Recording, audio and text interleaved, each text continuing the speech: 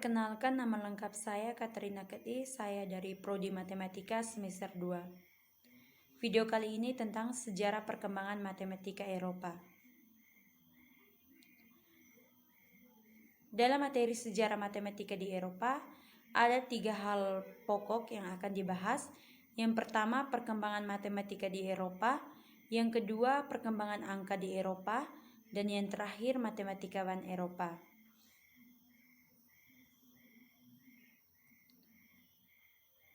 Pertama, perkembangan matematika di Eropa. Matematika di Eropa mulai berkembang pada abad ke-13 sampai abad ke-16 dengan melalui beberapa tahap di antaranya. Pertama, abad ke-13, kedua abad ke-14, ketiga abad ke-15, dan yang terakhir abad ke-16. Pertama, abad ke-13. Pada abad ke-13, muncul seorang tokoh yang bernama Leonardo Fibonacci atau yang dikenal sebagai Leonardo da Pisa, yang merupakan seorang matematikawan yang paling berbakat pada abad pertengahan. Ia dikenal dalam sistem biologi India sejak abad 200 sebelum Masehi. Karyanya yang terbesar adalah sebuah buku yang berjudul Liber Abaci pada tahun 1202. Buku ini berisi tentang problem-problem dengan menggunakan lambang Hindu-Arab yang memperlihatkan bahwa dia dipengaruhi oleh aljabarnya Al-Khwarizmi dan Abu Kamil. Liber Abaci ini lebih memfokuskan pada aritmatika dibandingkan geometri. Ia pun secara tetap menggunakan garis datar sebagai lambang untuk menyatakan pembagian.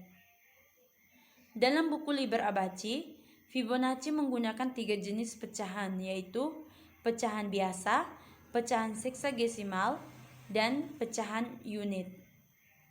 Pada abad ke-13 ini juga merupakan berdirinya Universitas Paris, Oxford, Cambridge, Padua, dan Naples.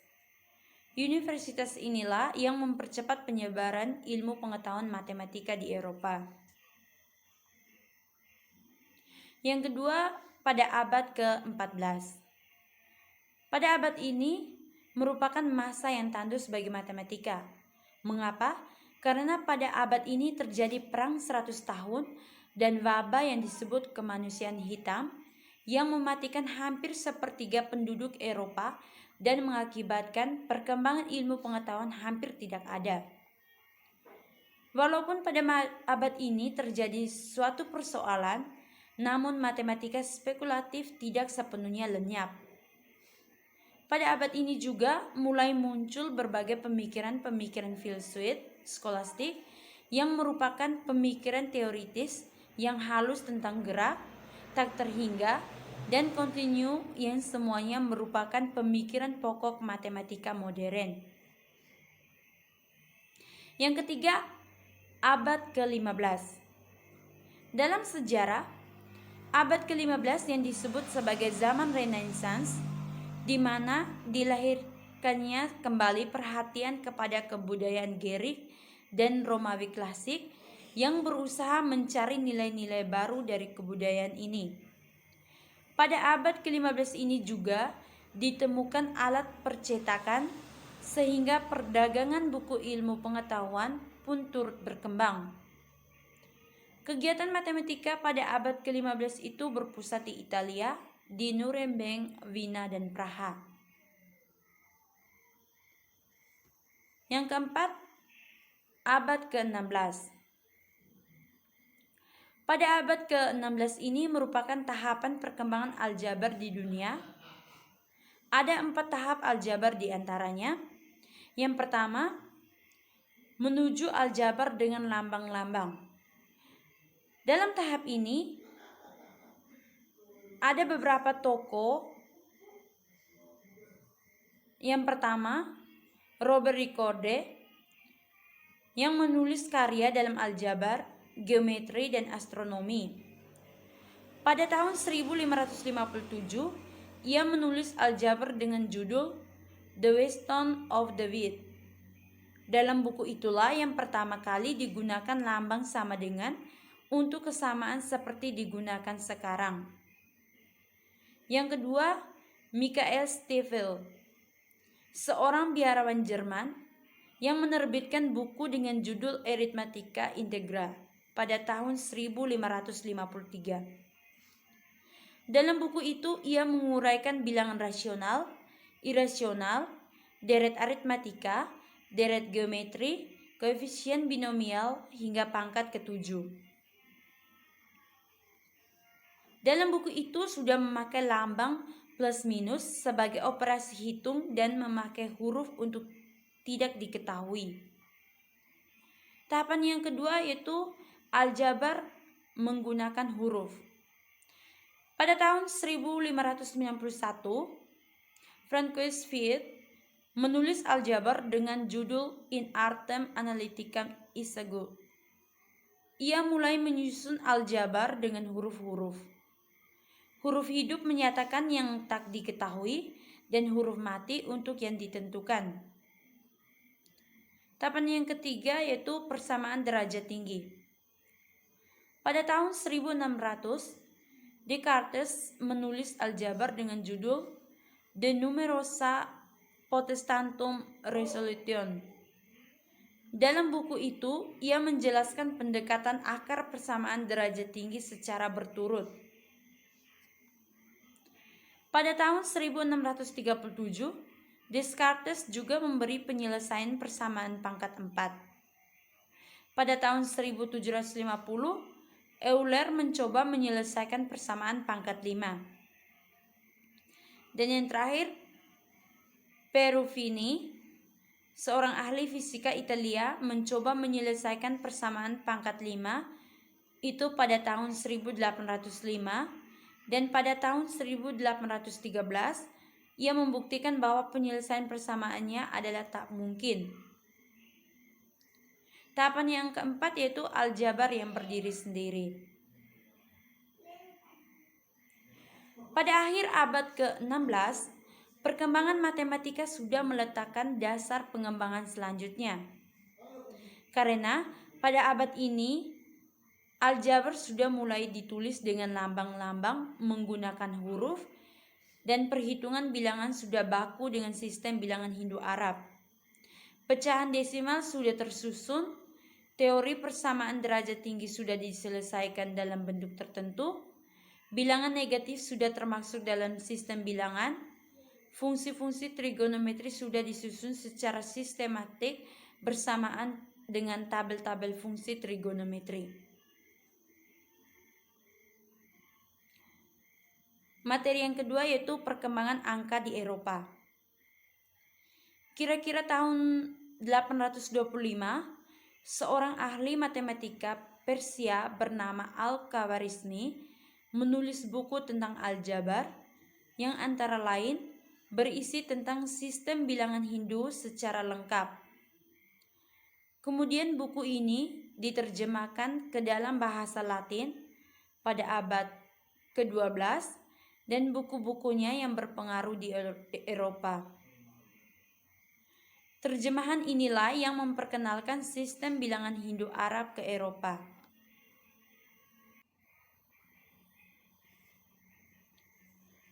Perkembangan bilangan dari India ke Eropa. Bisa lihat di slide itu. Di situ ada perkembangan bilangan dari Brahmi, Hindu, Arabic, medieval, modern. Pada simbol Brahmi belum mengenal angka 0.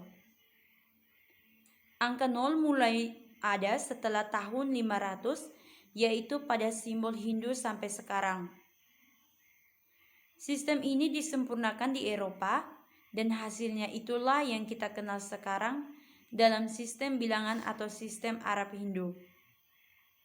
Bisa dilihat pada tabel modern yaitu 0, 1, 2, 3, 4, 5, 6, 7, 8, 9 seperti yang kita gunakan pada saat sekarang ini.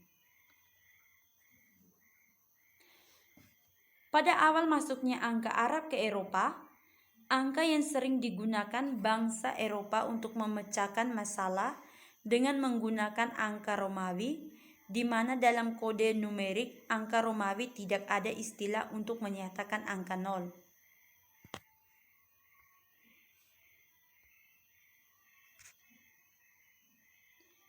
Sylvester II yang dikenal dengan Gerbert setelah menyelesaikan studinya di Andalus, di mana masa itu adalah masa pesatnya perkembangan Islam. Ia mencoba memberi solusi kepada masyarakat Eropa yang tersendak pemikirannya dalam perhitungan dikarenakan tidak ada angka 0. Namun, ia mendapat kendala karena masyarakat Eropa lebih menjunjung tinggi budaya gereja dan budaya Yunani mereka. Ia pun menempuh jalan yang lain untuk memasukkan angka Arab ini ke Eropa dengan mengelabui masyarakat Eropa, yaitu menciptakan alat yang disebut abakus Gerbert. Dalam abakus Gerbert ini banyak menggunakan angka Arab dan masyarakat Eropa pun tidak menyadari akan hal itu, sehingga Gerbert dikenal sebagai bapak angka.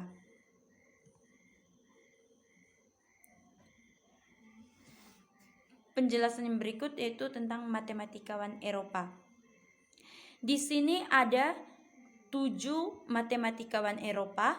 Yang pertama, René Descartes. Yang kedua, Isaac Newton. Ketiga, Leonhard Euler. Yang keempat, Carl Friedrich Gauss. Yang kelima, Gottfried Wilhelm Leibniz. Yang keenam, Augustin Louis Cauchy. Dan yang terakhir, Fibonacci. Penjelasannya, yang pertama, René Descartes. René Descartes lahir di La Haye, Prancis, 31 Maret 1596.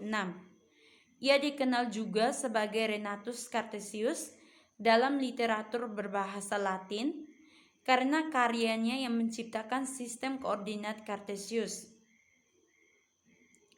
René Descartes hidup di zaman perubahan seperti dunia saat ini juga. Masa ketika Descartes hidup adalah masa ketika muncul ide-ide baru tentang sains.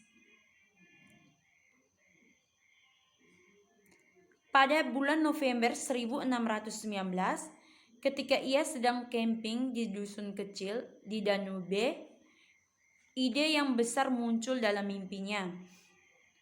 Dalam mimpinya, ia melihat bagaimana aljabar dapat diterapkan dalam geometri. Pikiran ini membuka medan matematika yang sama sekali baru yang sekarang disebut geometri analitik, yang telah menjadi salah satu matematika paling banyak digunakan oleh para ilmuwan untuk mempelajari fenomena alam. Matematikawan yang kedua yaitu Isaac Newton. Isaac Newton dilahirkan pada tanggal 4 Januari 1643. Pada saat kelahirannya, Inggris masih mengadopsi kalender Julian, sehingga dari kelahirannya dicatat sebagai 25 Desember 1642 pada hari Natal. Dalam bidang matematika, Newton bersama dengan karya Gottfried Leibniz yang dilakukan secara terpisah, Newton mengembangkan kalkulus integral. Ia juga berhasil menjabarkan teori binomial, mengembangkan metode Newton untuk melakukan pendekatan terhadap nilai nol suatu fungsi, dan berkontribusi terhadap kajian deret pangkat. Matematikawan yang ketiga yaitu Leonhard Euler. Leonhard Euler adalah seorang matematikawan yang terbanyak menghasilkan temuan sepanjang masa. Pada abad ke-18, Euler bertanggung jawab atas banyak notasi yang digunakan saat ini. Euler juga dikenang dengan hasil karyanya berupa kurva tertutup untuk menggambarkan pemikiran silogisme. Diagram ini telah dikenal dengan nama diagram Euler. Matematikawan yang keempat yaitu Carl Friedrich Gauss. Carl Friedrich Gauss menganggap dirinya sebagai pangerannya para matematikawan dan mengatakan matematika sebagai ratunya ilmu pengetahuan.